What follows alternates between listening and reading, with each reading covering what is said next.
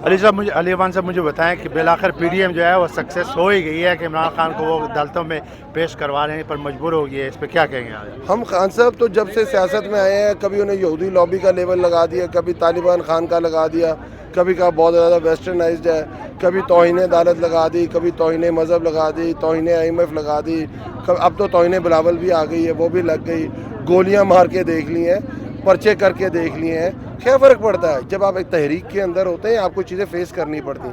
दुनिया की तारीख उठा के देख लें, जितने बड़े लीडर्स आए उन्होंने टफ़ टाइम देखा है और अशरफिया उनके ख़िलाफ़ इकट्ठी हो जाती है।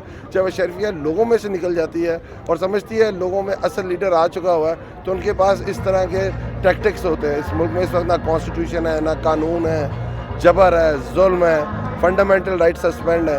तो आप देखें इसी तरह, पर इंशाअल्लाह ताला हर महाज में इनका मुकाबला करें। अच्छा, आप इस्लामाबाद डिवीज़न के प्रेसिडेंट भी हैं, खान साहब की जो आज पेशी है इस पे जो सिक्योरिटी है उसके बारे में आप क्या कहेंगे? आप मुतमईन हैं? शदीद खतरात हैं। खान साहब 3 बंदों को नॉमिनेट कर चुके हैं, उसमें एक वज़ीर दाखिला है, एक इस वक्त का इम्पोर्टेड वज़ीर आज़म है, और उन्हीं के नीचे इस्लामाबाद में वो हमें ऐसी जगहों पे बुला रहे हैं। पहले हमला हो चुका है खान साहब का कातला, वो कह चुके हुए हैं, खुद कह चुके हुए हैं खान साहब की ज़िंदगी को ख़तरा है, और उसके बावजूद हर दूसरे दिन किसी न किसी कोर्ट में बुलाया जाता है। जो है भी फेक पॉलिटिकल, जो आपके ख़िलाफ़ उन्होंने अपना गंज रखा हुआ, उसके ख़िलाफ़ पोलिटिसाइज़ किए हुए केसेस दर्ज कर दिए जाते हैं। पर खैर है, मारने वाले से बचाने वाला बेटा। अच्छा, लास्ट में मुझे बताएं, कल मरियम नवाज साहबा ने कहा कि इमरान खान को बल्ले का निशान बदल देना चाहिए, चूहे का निशान रख देना चाहिए क्योंकि वो चुप के बैठे हुए हैं, इस पर क्या कहेंगे? और उनके लिए, अपने लिए उनको नवाज शरीफ के लिए कछुए का निशान रख दें, अभी तक पहुँचे ही नहीं है।